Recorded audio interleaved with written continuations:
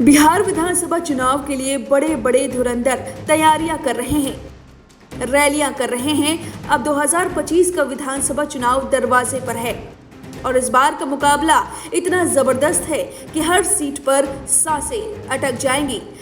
243 सीटों की विधानसभा में बहुमत का जादुई आंकड़ा 122 सीटें हैं और चुनावी अखाड़े में इस बार उतर रहे हैं तीन बड़े खिलाड़ी, एनडीए, महागठबंधन और प्रशांत किशोर की जनसुराज पार्टी। सारी पार्टियां पुरजोर तरीके से लोगों का दिल जीतने में लगी हुई हैं। जनसभाओं और रैलियों का दौर शुरू हो गया है, आरोप प्रत्यारोप शुरू हो चुके हैं, लेकिन बिहार में सियासी हवा किस ओर बह रही है, इसकी बड़ी जानकारी सामने आई है। जी हाँ, एक सर्वे सामने आया है जिसका नाम है सी वोटर। इस सर्वे में बिहार की जनता से पूछा गया कि उन्हें सीएम बनते किसे देखना है या वो किस सीएम फेस को अपना उम्मीदवार पसंद करते हैं, जिसके बाद इस सर्वे के नतीजे सामने आए हैं। इस लिस्ट में नीतीश कुमार, तेजस्वी यादव, चिराग पासवान और सम्राट चौधरी का नाम तो शामिल ही है, साथ में प्रशांत किशोर का नाम भी सामने आया है।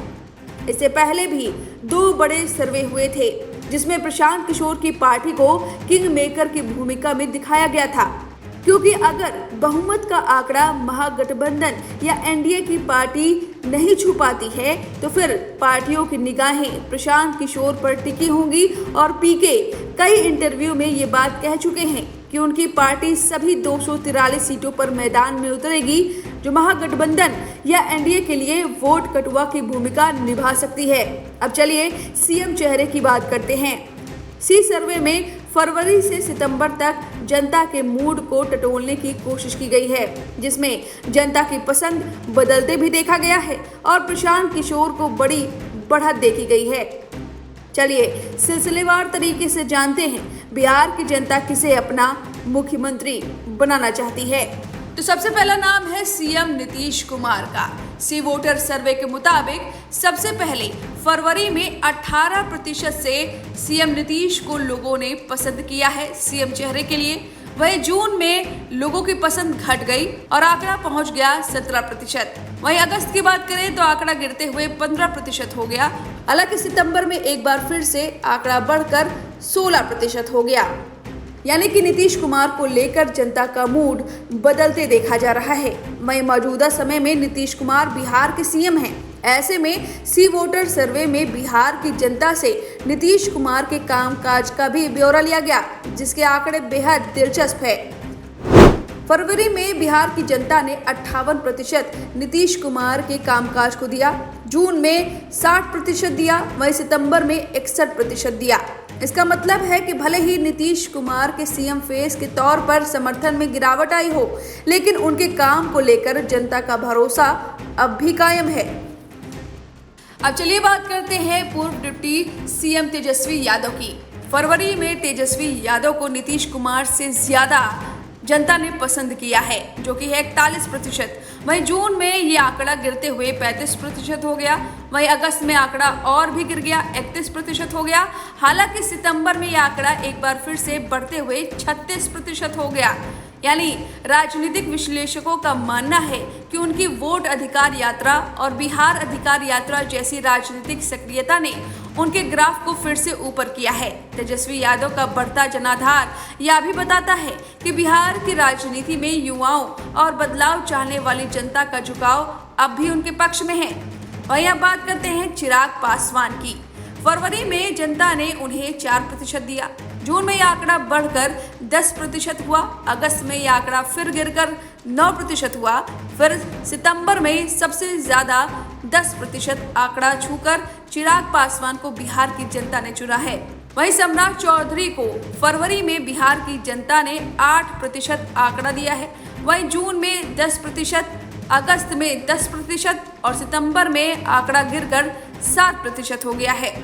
इन दोनों नेताओं की लोकप्रियता में बहुत बड़े उतार चढ़ाव नहीं दिखे हैं, जिसमें लगता है कि इनकी पकड़ स्थिर तो है लेकिन सीमित दायरे में है। वहीं बात करते हैं प्रशांत किशोर की, जिन्हें सर्वे में मिले आंकड़े बेहद चौंकाने वाले हैं। शुरुआत फरवरी में हुई, जहां पर बिहार की जनता ने 15% देकर प्रशांत किशोर को सीएम फेस के लिए अपना उम्मीदवार बताया है। वहीं जून में यह आंकड़ा बढ़कर 16% हो गया और सितंबर में आंकड़ा सबसे अधिक पहुंच गया, 23% हुआ। यानी प्रशांत किशोर की लगातार बढ़ती लोकप्रियता इस बात की ओर इशारा करती है कि जनता उन्हें एक विकल्प के तौर पर देख रही है। उनकी रणनीतिक सोच और नए राजनीतिक प्रयोग शायद बिहार की जनता में उन्हें मजबूती से स्थापित कर सकते हैं। इस सर्वे में सबसे दिलचस्प बात यह है कि सीएम नीतीश कुमार के प्रशासनिक कामकाज से संतुष्ट लोगों की संख्या 61% पहुंच गई है, जबकि उन्हें मुख्यमंत्री पद के लिए समर्थन देने वाले केवल 16% ही हैं। इसका मतलब यह है कि जनता उनके कार्यों को सराहती है, लेकिन उन्हें अगले कार्यकाल के लिए नेतृत्व के रूप में उतना प्रबल समर्थन नहीं दे रही है। दूसरी ओर तेजस्वी यादव की लोकप्रियता उतार चढ़ाव के बावजूद 36% के साथ सबसे आगे बनी हुई है। वहीं प्रशांत किशोर की लगातार बढ़ती लोकप्रियता चुनाव को और भी रोमांचक और अप्रत्याशित बना रही है। वहीं इस बार मतदाताओं के दिमाग में इस बार जो मुद्दे हैं वो सबसे अहम हैं, जिसमें रोजगार, बेरोजगारी, जाति समीकरण, शिक्षा और स्वास्थ्य और सरकार की योजनाओं का असर शामिल है। वहीं आपको बता दें कि 2020 के चुनाव में एनडीए ने बहुमत हासिल किया था, लेकिन इस बार सियासी समीकरण बदल गए हैं।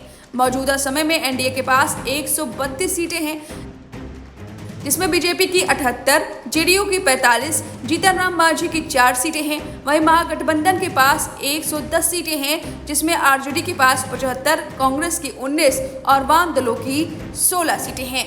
अब इस सर्वे पर आपकी क्या राय है, हमें कमेंट करके जरूर बताएं।